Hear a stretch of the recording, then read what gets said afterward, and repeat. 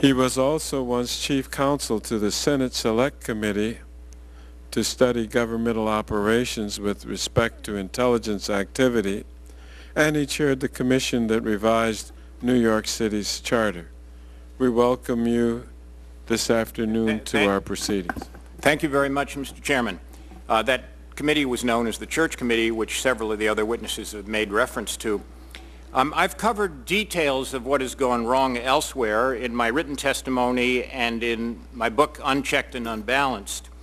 I'd just like to summarize what I think is the largest problem, which is that in our efforts to protect ourselves, we've made the mistake of adopting tactics of the enemy. The most important mistake has been with respect to torture. And waterboarding, by the way, we prosecuted Japanese soldiers for using it against Americans. And we have abandoned the rule of law and slipped away from checks and balances, and those all have created a serious constitutional problem. The Vice President 20 years ago said we should have monarchical powers for the presidency, and I believe that's his view today. The consequence of what we have done is that America has been made not only less free, but also less safe. And just to illustrate that with some examples, by abandoning our values and choosing instead to adopt some tactics of our vicious enemies, we've given enemy recruiters powerful tools to stir up passions in the Muslim world. Those tactics have also undermined necessary cooperation from our closest allies. Colin Powell said in a letter to John McCain just 2 years ago, quotes, "The world is beginning to doubt the moral basis of our fight against terrorism," and that's a terrible loss. After the rush of support and emotional bonding with America immediately after 9/11, we are met with disappointment, caution, and resistance from even our closest allies. For example, the British now refuse to cooperate with us on lots of intelligence matters because they fear there will be use in rendition. Now, the full story needs to be told, and the full story of the consequences of what has been done needs to be told. I recommend, therefore, something different than what's been heard today.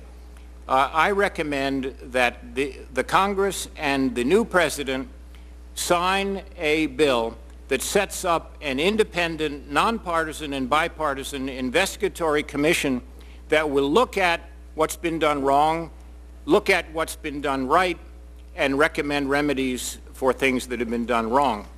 I don't recommend impeachment because I believe it is too late. That could have been considered earlier. I think it's too late now, and the timing now would make it not only impossible to have a mature and responsible and detailed investigation, but the timing would also make such an investigation more partisan than it ought to be. We need to know from an investigation the full truth so we do not repeat mistakes. We need to know the full truth to produce accountability for those that have committed wrongdoing. And we need to know the full truth because to produce the truth begins to restore America's moral luster, which is a great part of our strength. Now, you could say that putting out the full truth will embarrass the country. That's been said before. It might embarrass people. But the great strength of America is to remain a people who confront our mistakes and resolve not to repeat them. If we do not do that, we will decline. But if we do confront our mistakes, our future will be worthy of the best of our past. Now, let me just conclude with these thoughts. The first thing is we must remember that the conduct that has undermined our values and sapped our strength arose in the context of seeking to protect the country from further attacks.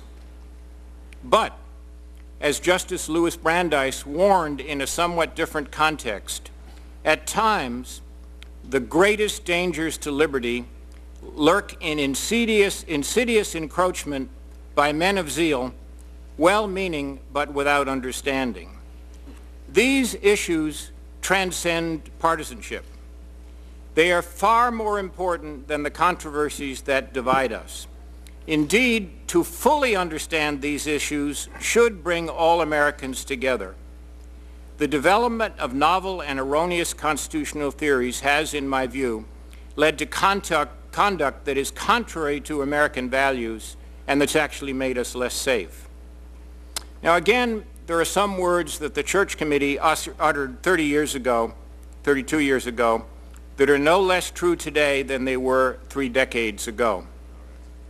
The United States must not adopt the tactics of the enemy. Means are as important as ends.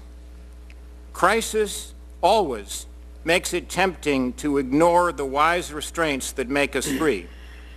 But each time we do so, each time the means we use are wrong, our inner strength, the strength which makes us free, is lessened. Now, I believe that with a sober investigation into what has been done, both what has gone wrong and what has gone right, we can actually bring our country together, and that we can show that when properly respected, our constitutional structure and our core fundamental values can, as they have for so many years, provide the people of this country and of the world the hope for a better, fuller, fairer life. Thank you.